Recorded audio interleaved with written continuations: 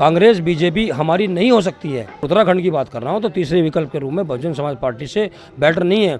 और ये गो कसी के नाम पर आपको मारा जाता है, इस तरह का करती है, उसमें हम आपके साथ खड़े हैं।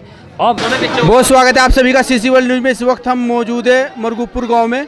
यहाँ पर अभी आगमन हुआ है उत्तराखंड के प्रदेश अध्यक्ष भीम आर्मी जय भीम के प्रदेश अध्यक्ष है उत्तराखंड के। उनसे हम बात करने की कोशिश करें किस उपलक्ष्य में सर यहाँ पे और क्या कारण है। सर बहुत स्वागत है आपका सीसी वर्ल्ड न्यूज़। जी धन्यवाद पत्रकार महोदय। सर किस उपलक्ष्य में यहाँ पे आपका आना हुआ है।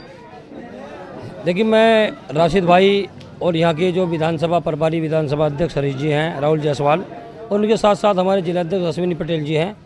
हमारे ज़िले के अंदर भीम आर्मी जय भीम संगठन का जिला कार्यालय नहीं था और इन सब लोगों ने एक जिला कार्यालय यहाँ पर खोलने का काम किया है। उसके उद्घाटन के उपलक्ष्य में एक प्रोग्राम रखा गया था और भीम आर्मी जय भीम संगठन का 21 जुलाई को स्थापना दिवस है। उसके लिए जो 21 तारीख को वहाँ पर होने जा रहा है बादराबाद में, माननीय राष्ट्रीय अध्यक्ष शिरकत करेंगे, उसी उपलक्ष्य में ये प्रोग्राम। सर कितने लोग जुड़े हुए हैं इस संगठन को लेकर। देखिए हमारा संगठन लगभग 20 राज्यों में काम कर रहा है और उत्तराखंड की जिम्मेदारी, यहाँ का स्टेट इंचार्ज की जिम्मेदारी हमें मिली हुई है। इस प्रदेश के अंदर ऐसा कोई जिला नहीं जो भीम आर्मी से हिला नहीं, और ऐसी कोई घटना नहीं इस प्रदेश की जहाँ पर भीम आर्मी जय भीम संगठन ने जाकर दलितों मुस्लिमों पिछड़ों की आवाज़ ना उठाई। लोगों पर क्या इफेक्ट पड़ेगा, क्या प्रभाव पड़ेगा, जैसे कि यहाँ पर कार्यालय खुला जिला हरिद्वार में। देखिए मैं यहाँ के अपने खादर समाज में, यहाँ पर बड़ी तादाद में मुस्लिम समाज रहता है। मैं अपने मुस्लिम भाइयों से ये कहना चाहता हूँ कि पार्टी आती जाती रहती हैं और सत्ता भी आती जाती रहती हैं। संगठन से बड़ी, लोकतांत्रिक देश में संगठन से बड़ी कोई ताकत नहीं है। आप लोग भीम आर्मी जय भीम संगठन से जुड़िए, क्योंकि पार्टियां बरसाती मंडक की तरह 5 साल में एक बार निकलती है और वोट लेकर चली जाती हैं, फिर जनता की आवाज़ कोई नहीं उठाता। जब हमारा संगठन मजबूत होगा तो हुकूमत भी हमारी होगी, सब कुछ हमारा होगा। लेकिन हमारे मान्यवर साहब काशीराम साहब भी एक बात कहते थे, जिस कौम की सामाजिक जड़ें मजबूत नहीं हैं उस कौम की राजनीतिक जड़ें कभी मजबूत नहीं हो सकती। क्योंकि आज आपने देखा होगा कि आरएसएस का मुझे नाम लेना पड़ रहा है, क्योंकि उनमें कुल तो क्वालिटी है, उनकी इतने राज्यों में सरकार है, केंद्र में सरकार है, लेकिन आरएसएस के लोग आज भी लगातार निरंतर संगठन को समय देते हैं और संगठन उन्हें चला रहे हैं अपना बड़ी मजबूती के साथ। तो हम लोगों को संगठन चलाना होगा, क्योंकि ये 1924 में बाबा साहब ने एक संगठन बनाया था, समता सैनिक दल, उसी की कॉपी कर आरएसएस ने, ये आरएसएस के लोगों ने संगठन बनाया आरएसएस, और उनका संगठन को आज 100 साल हो गए, वो लगातार चल रहा है। लेकिन बहुजन समाज में मुझे बिखराव की स्थिति पैदा देखने को मिली है। मैं चाहता हूँ छोटे छोटे जितने भी हमारे मुस्लिम, दलित, SC, ST, OBC, उन सबको हम एक प्लेटफॉर्म पर लाना चाहते हैं।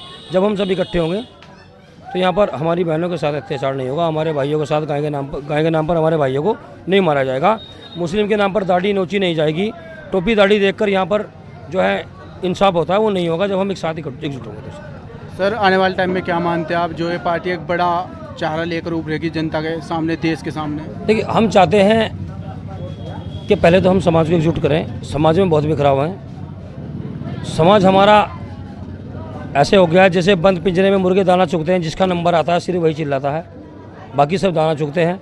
तो यही समाज की, यही कौम की स्थिति हो गई है। जो आदमी परेशान रहता है वही चल जाता है, वही दर्द की ठोकरें खाता है, उसका साथ कोई नहीं देता है।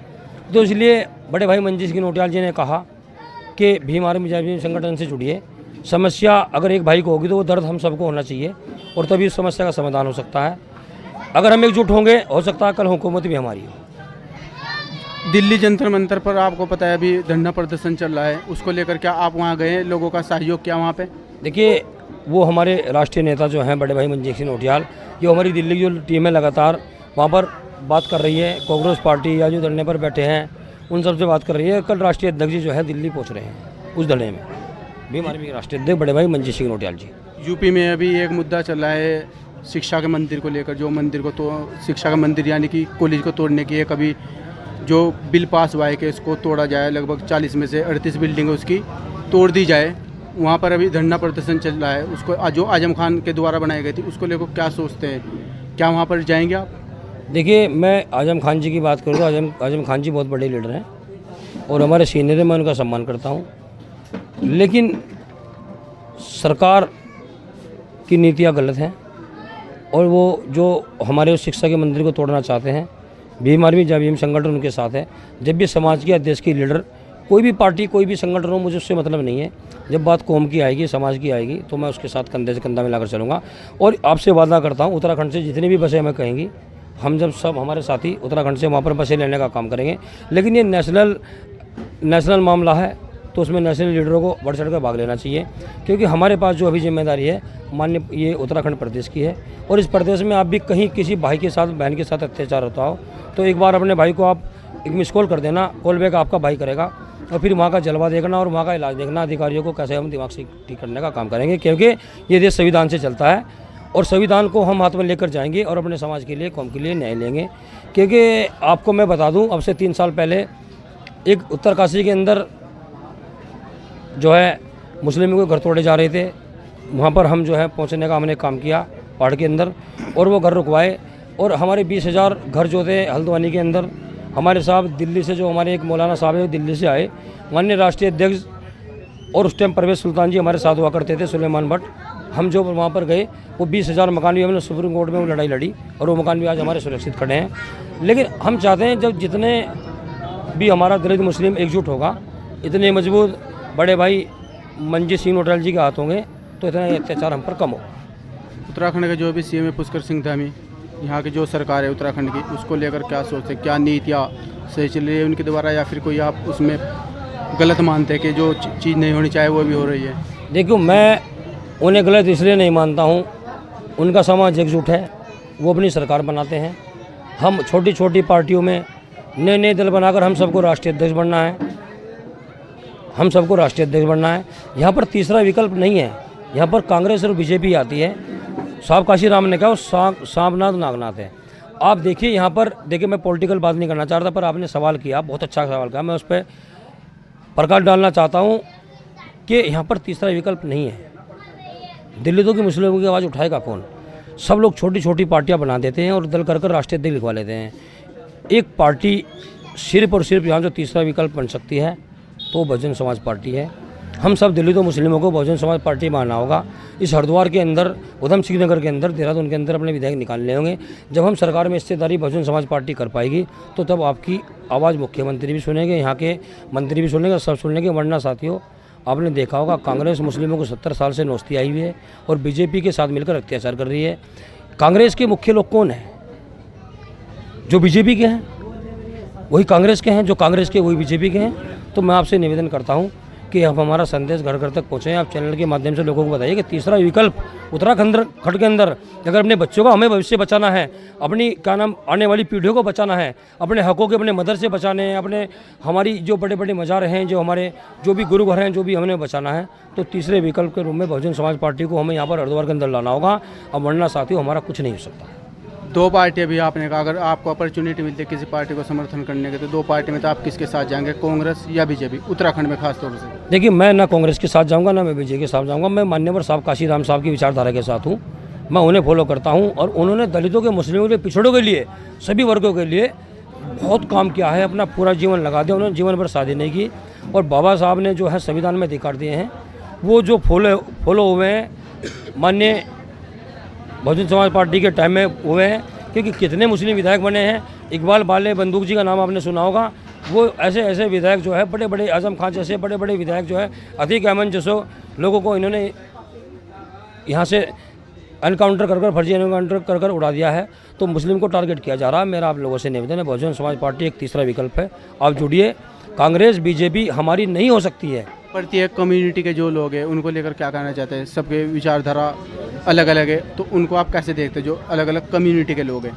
देखिए, साहब काशी राम ने कहा, जिसकी जितनी जिसकी संख्या भारी, उसकी इतनी हिस्सेदारी। लेकिन इस देश के अंदर मुस्लिम समाज है और जो हमारा दलित समाज है, अगर हमें वो इकट्ठा हो जाए, तो हमारे साथ छोटी छोटी बिरादियाँ जैसे जाट समाज है, गुजर समाज है, ओबीसी समाज है, इन लोगों अभी आप इकट्ठा नहीं मानते? दोनों मुस्लिम और समाज को और दलित समाज को इकट्ठा नहीं मानते? देखिए, ये इकट्ठे हैं, लेकिन पॉलिटिकल के टाइम पर, राजनीति के टाइम पर इन लिए हम लोग क्या करते हैं कि हम कभी बिरादरी के नाम पर वोट कर देते हैं, कभी दलित के नाम पर वोट कर देते हैं, कभी झोजा के नाम पर वोट कर देते हैं, कभी पठान के नाम पर वोट कर देते हैं, कभी तेली के नाम पर वोट कर देते हैं। मैं तो कहता हूँ मुस्लिमों के अंदर भी ये सब खत्म कर कर हमें कहना कि हम मुसलमान हैं या हम भारत के लोग हैं। हम ना मुस्लिम हैं, ना हम दलित हैं, ना कुछ, हम भारत के लोग हैं। और भारत के लोगों को हमें क्या करना है, एकजुट करना। कमियाँ बहुत हैं हमें कमियाँ सुधारनी होगी अपनी। कहाँ हम एक हैं, बताइए कहाँ एक है। अगर हम एक होते तो हुकूमत हमारी होती।